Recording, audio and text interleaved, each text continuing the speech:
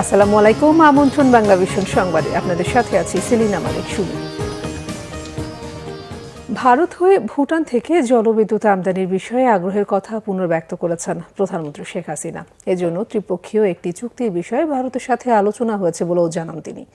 গতকাল বিকেলে ভুটানের প্রধানমন্ত্রী দাশো শেরিং তোপকে তার সঙ্গে সৌজন্য সাক্ষাৎ করলে প্রধানমন্ত্রী শেখ হাসিনা একথা জানান। বৈঠকের পর ব্রিফিংয়ে পররাষ্ট্রমন্ত্রী ডক্টর হাসান মাহমুদ জানান, দুদেশের বিদ্যমান বহুমুখী সম্পর্ক জোরদারে প্রতিশ্রুতি পুনর্ব্যক্ত করা হয়েছে এই বৈঠকে।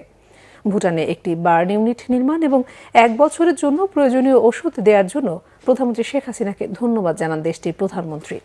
এর আগে বিজেপির বর্ষিয়ান নেতা লালকৃষ্ণ আদভানির বাড়িতে গিয়ে তার সঙ্গে দেখা করেন প্রধানমন্ত্রী শেখ হাসিনা। সৌহার্দ্য বিনিময়ের পাশাপাশি অতীতের স্মৃতি রোমন্থন করেন তারা।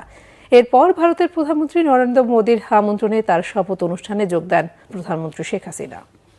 গরুর নাম লায়ন বাদশা, খুররম, সম্রাট, সুনামিয়া আর লাল পাহাড়। জয়পুরহাটে কোরবানির বাজার কাঁপাতে বিশাল আকৃতির এই 4টি গরু প্রস্তুত করেছে খামারিরা। দাম হাঁকা হচ্ছে 9 লাখ থেকে 18 লাখ টাকা। জয়পুরহাট প্রতিনিধি আবু বকর সিদ্দিকের তথ্য ও ছবিতে ডেস্ক রিপোর্ট। 32 ওজনের বিশাল আকৃতির এই ষাঁড়টি প্রস্তুত করা হয়েছে জয়পুরহাটের আক্কেলপুরের একটি খামারে। খামারি সেকেন্দার চৌধুরী তার নাম রেখেছেন লায়ন বাদশা খুররম। দাম হেঁকেছেন 18 লাখ টাকা। গরুটি গত বছরই গরুটি বাজারজাত করার মতো পরিবেশ হয়েছিল।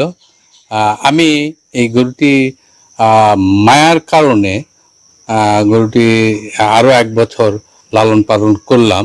সব মিলে গরুটির এখন বাজার মূল্য হাঁকা হয়েছে 18 লক্ষ টাকা। এই গরুটির সঙ্গে আমার নানা মায়া মমতার সঙ্গে আমি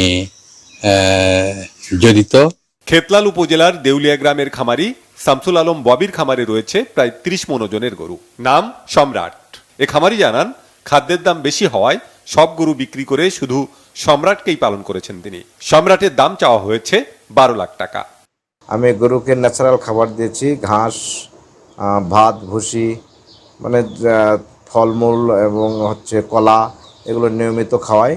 7 ফুট উঁচু আর 10 ফুট লম্বা 29 মণের এই গরুটিকে সবাই ডাকে সোনামিয়া। তাকে লালন পালন করেছেন সদর উপজেলার বিল্লা গ্রামের জহুরুল ইসলাম মিলন। এর দাম হাঁকছেন 13 লাখ টাকা। দাম চাচ্ছে 13 লাখ। এর ভিতর এখন লোকজন হাউসেজ আছে, এর ভিতর দাম দর করে করে নিয়ে দেব। এদিকে শাহিওয়াল জাতের লাল পাহাড়ের দাম হাঁকা হয়েছে 9 থেকে 10 লাখ টাকা। আমাকে 6 লাখের উপরে উঠে গেছে খরচা। তো দেখি এবার ভাগ্যবান ব্যক্তি কে আছে আমাদের এই লাল পাহাড়ের জন্য, তবে আশা করি আমরা পাবো। জেলায় চাহিদার চেয়ে 1,66,142টি গবাদি পশু উদ্বৃত্ত রয়েছে। এবারে জয়পুরহাট জেলায় 11টা স্থায়ী হাট এবং 16টা অস্থায়ী হাটে কোরবানি পশু ক্রয় বিক্রয় হবে। তাছাড়া আমাদের বিভিন্ন অনলাইন উপজেলা ভিত্তিক এবং আমাদের জেলাতে অনলাইন প্ল্যাটফর্ম আছে, সেখানে আমরা গবাদি পশু ক্রয় বিক্রয়ের জন্য খামারি এবং ক্রেতা উভয়কে সহযোগিতা করছি গরুর ছবি এবং দাম ইত্যাদি উল্লেখ করে। খামার আর হাটে জমে উঠতে শুরু করেছে কোরবানির পশুর বেচাকেনা। Bangla vision news desk. সারা দেশে গৃহহীন মানুষের জন্য আরো 18,566টি আশ্রয়ণ প্রকল্পের ঘর হস্তান্তর করবেন প্রধানমন্ত্রী শেখ হাসিনা। মঙ্গলবার গণভবন থেকে ভার্চুয়ালি যুক্ত হয়ে এই ঘর এবং 2% জমির দলিল হস্তান্তর করবেন তিনি। এর মধ্য দিয়ে আরো 70টি উপজেলা সহ সম্পূর্ণ গৃহহীন মুক্ত হবে 464টি জেলা। লালমনিরহাট থেকে আল মাসুম সবুজের তোলা ছবিতে আরো জানাচ্ছেন মুহিবুল্লাহ মুহিব। দেশের একটি মানুষও গৃহহীন থাকবে না। প্রধানমন্ত্রী শেখ হাসিনার এমন প্রতিশ্রুতি পূরণে আশ্রয়ণ প্রকল্প 2 অধীনে 5ম পর্যায়ে 2য় ধাপে লালমনিরহাটের কালীগঞ্জ উপজেলায় হস্তান্তরের জন্য প্রস্তুত 875টি ঘর। এই ধাপে 18,566টি ভূমিহীন গৃহহীন পরিবারের কাছে জমি ও গৃহ হস্তান্তর করবেন প্রধানমন্ত্রী শেখ হাসিনা। সমাজে সুবিধাবঞ্চিত মানুষকে উন্নয়নের মূলধারায় সম্পৃক্ত করতে শুধু আশ্রয়ণ প্রকল্পের মাধ্যমে যারা পুনর্বাসিত হয়েছেন তাদের অনেকেরই ভাগ্য বদলেছে। হাসিনা সরকারের জন্য আমি একটা ঘর পেয়েছি। আমি ঝড় বৃষ্টিতে ভিজে গেছি, ভিজে থাকছি। তারপরে মনে করেন যে এই ঘরটা পেয়ে আমি আল্লাহ আমাকে বহু সুখে রাখছে। ঘুমাইতে পারিনি, খুব অশান্তি ছিলাম। বাসা বাড়ি কাজকর্ম করে রেখেছি, তারপরে বাবা এখানে এসে ধানটা পাইছি। এ পর্যায়ে ভূমিহীন গৃহহীন মুক্ত হতে যাচ্ছে 70টি উপজেলা। এর মাধ্যমে পূর্বে ঘোষিত জেলা উপজেলা সহ মোট 58টি জেলা ও 464টি উপজেলা ভূমিহীন গৃহহীন মুক্ত হচ্ছে। ঘর পাওয়াতে আমাদের খুব শান্তি হয়েছে, আগে তো ঘর ভাঙা ছিল।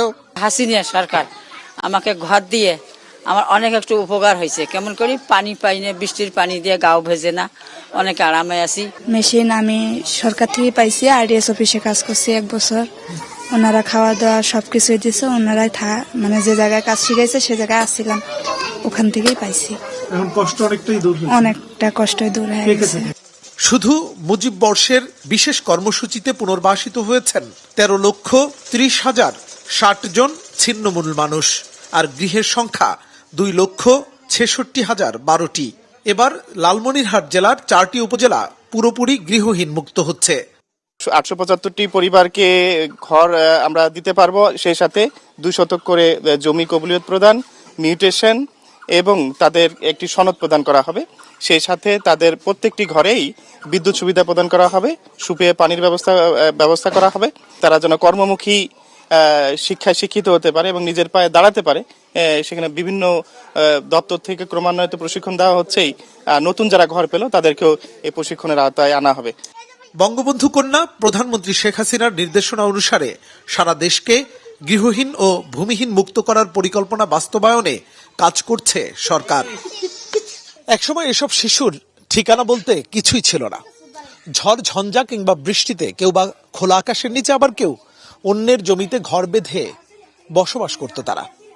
প্রধানমন্ত্রী শেখ হাসিনার আশ্রয়ণ প্রকল্পের নতুন ঘর পেয়ে নতুন করে বেঁচে থাকার স্বপ্ন বুনছে এসব শিশু। মুহিবুল্লাহ মুহিব, বাংলা ভিশন, কালীগঞ্জ, লালমনিরহাট।